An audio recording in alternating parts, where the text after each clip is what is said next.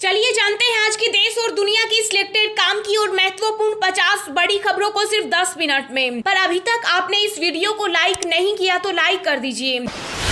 International yoga day पर PM Modi ने दिया दुनिया को संदेश, कहा योग पार्ट ऑफ लाइफ नहीं वे ऑफ लाइफ बन रहा।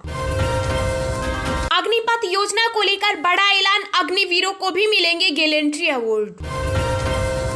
एनडीए ने किया राष्ट्रपति पद के उम्मीदवार का ऐलान, द्रौपदी मुर्मू के नाम पर लगी मुहर।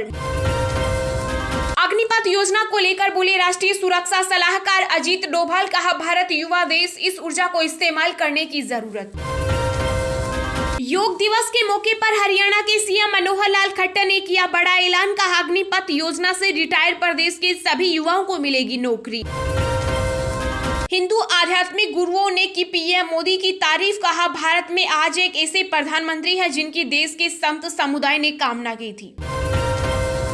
अब सरकारी कर्मचारियों के डीए के साथ एचआरए में भी होगी 3% की बढ़ोतरी, हो गया कंफर्म।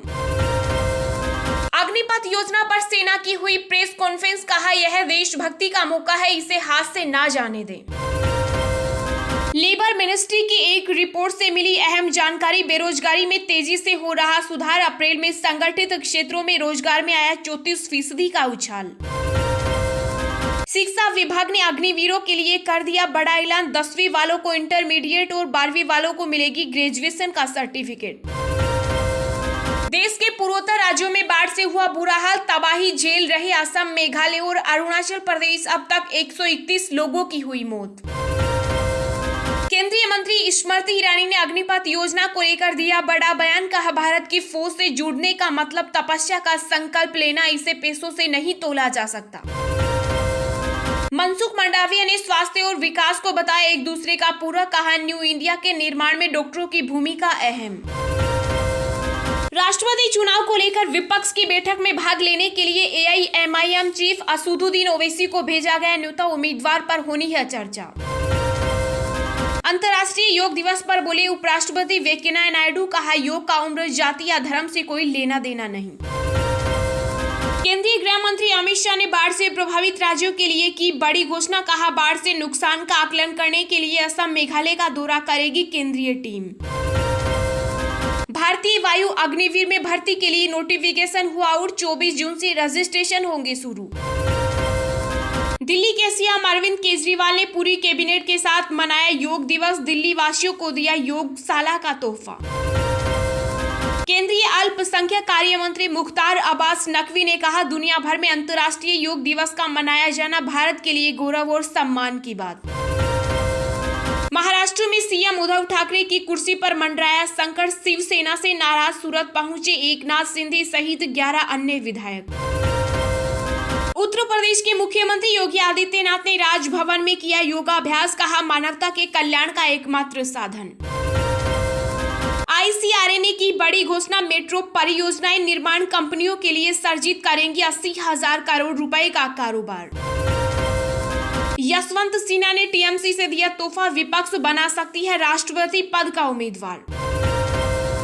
महाराष्ट्र में हुआ सियासी उथल पुथल, कांग्रेस ने अपने सभी विधायकों को बुलाया दिल्ली। अंतर्राष्ट्रीय योग दिवस पर छत्तीसगढ़ में हुआ विशेष आयोजन, पूरे प्रदेश में योग दिवस की मची धूम, सभी वर्गों में दिखा उत्साह। अग्निपथ योजना को चुनौती देने वाली तीसरी याचिका सुप्रीम कोर्ट में हुई दाखिल। म्यूचुअल फंड स्कीम के साथ अब नहीं मिलेगा कोई अतिरिक्त प्रोडक्ट, सेबी ने लगाई रोक।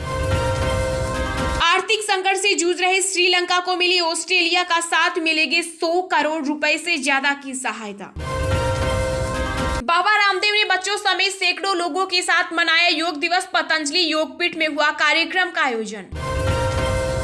दिल्ली पहुंचा आकाशा एयर का पहला विमान, सेवा शुरू करने के लिए जल्द मिल सकता है एयर ऑपरेटर परमिट।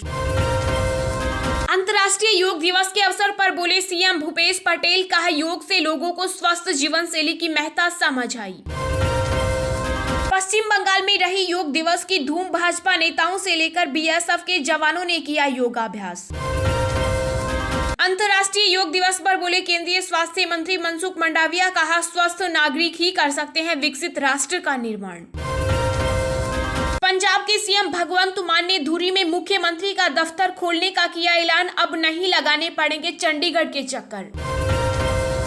बाहुबली विधायक अनंत सिंह को हुई 10 साल की सजा। AK-47 मामले में मध्य प्रदेश के MLA के लिए कोर्ट ने सजा का किया ऐलान।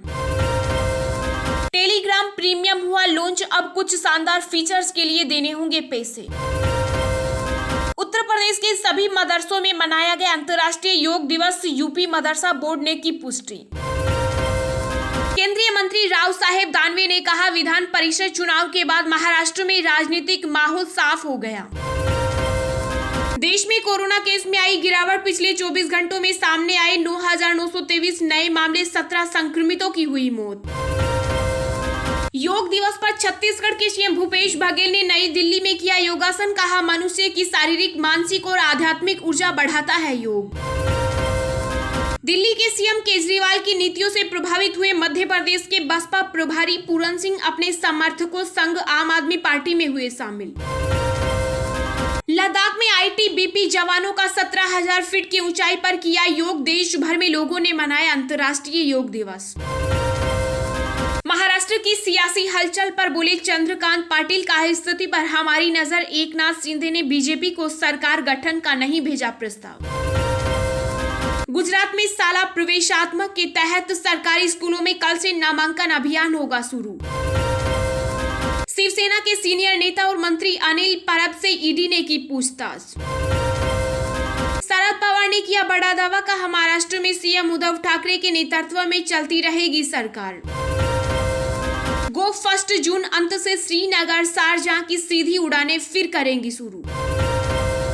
ज्ञानवापी परिसर में सर्वे का आदेश देने वाले जज का बरेली हुआ तबादला, कुछ दिन पहले ही मिला था धमकी भरा पत्र।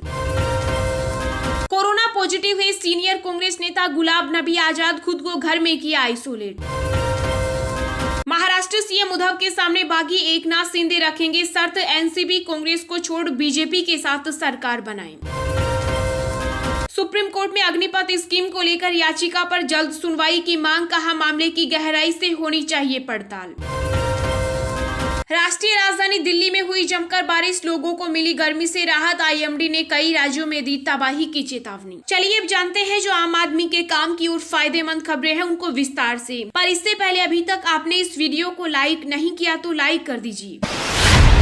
इंटरनेशनल योगा डे पर प्रधानमंत्री नरेंद्र मोदी ने मैसूर पेरिस ग्राउंड में किया योग, देश के 75 ऐतिहासिक स्थलों पर हुए कार्यक्रम। जी हां, कर्नाटक दौरे के अपने अंतिम दिन प्रधानमंत्री नरेंद्र मोदी 8वें अंतर्राष्ट्रीय योग दिवस के मौके पर मैसूर के पैलेस मैदान में आयोजित कार्यक्रम में शामिल हुए। करीब 15,000 लोगों ने इस कार्यक्रम में प्रधानमंत्री नरेंद्र मोदी के साथ योग अभ्यास किया। योग शुरू करने से पहले कार्यक्रम में उपस्थित लोगों को संबोधित करते हुए पीएम मोदी ने देश और दुनिया को अंतर्राष्ट्रीय योग दिवस की बधाई दी। उन्होंने कहा कि योग की यह अनादि यात्रा अनंत भविष्य की दिशा में ऐसे ही चलती रहेगी। हमें सर्वे भवन्तु सुखिन सर्वे सन्तु निरामया के भाव के साथ एक स्वस्थ और शांतिपूर्ण विश्व को योग के माध्यम से भी गति देंगे। पीएम मोदी ने कहा कि यह पूरा ब्रह्मांड हमारे अपने शरीर और आत्मा से शुरू होता है और योग हमें अपने भीतर की हर चीज के प्रति जागरूक बनाता है। योग हमारे लिए शांति लाता है। योग से शांति केवल व्यक्तियों के लिए नहीं है, योग हमारे समाज में शांति लाता है। योग हमारे राष्ट्र और विश्व में शांति लाता है और योग हमारे ब्रह्मांड में शांति लाता है। प्रधानमंत्री मोदी ने इस बार अंतर्राष्ट्रीय योग दिवस की थीम योगा फॉर ह्यूमैनिटी के जरिए योग के संदेश को पूरी मानवता तक पहुंचाने के लिए संयुक्त राष्ट्र और सभी देशों का हृदय से धन्यवाद किया।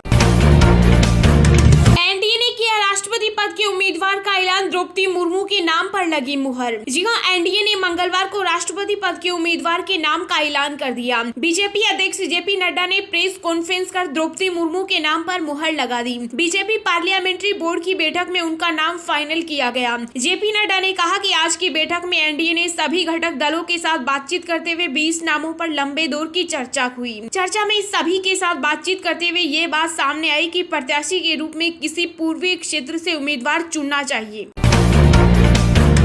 अग्निपथ को लेकर बोले राष्ट्रीय सुरक्षा सलाहकार अजीत डोभाल। कहा भारत युवा देश, इस ऊर्जा को इस्तेमाल करने की जरूरत। जी हां, देश की राष्ट्रीय सुरक्षा सलाहकार अजीत डोभाल ने केंद्र सरकार की अग्निपथ योजना पर बड़ा बयान दिया। उन्होंने कहा कि जो हम कल कर रहे थे, अगर वही भविष्य में भी करते रहे तो हम सुरक्षित रहेंगे, ये जरूरी नहीं। यदि हमें कल की तैयारी करनी है तो हमें परिवर्तित होना पड़ेगा। आवश्यक इसलिए था क्योंकि भारत के चारों तरफ माहौल बदल रहा है। इसके अलावा उन्होंने कहा कि आज भारत में बनी AK-203 के साथ नई असोल्ट राइफल को सेना में शामिल किया जा रहा है। यह दुनिया की सबसे अच्छी असोल्ट राइफल है। सैन्य उपकरणों में बहुत प्रगति की जा रही है। राष्ट्रीय सुरक्षा सलाहकार अजीत डोभाल ने कहा कि पिछले 8 सालों में स्ट्रक्चरल सुधार बहुत सारे हुए। 25 साल में CDS का मुद्दा पड़ा हुआ था। राजनीतिक इच्छा शक्ति न होने के कारण इसको अमल में नहीं लाया जा सकता था। आज हमारी डिफेंस एजेंसी की अपनी स्पेस की स्वतंत्र एजेंसी है। रेजिमेंट के सिद्धांत के आधार कोई छेड़छाड़ नहीं होगी। जो रेजिमेंट है वे रहेगी। अकेले अग्निवीर पूरी आर्मी कभी नहीं होंगे। अग्निवीर सिर्फ पहले 4 साल में भर्ती किए गए जवान होंगे, बाकी सेना का बड़ा हिस्सा अनुभवी लोगों का होगा।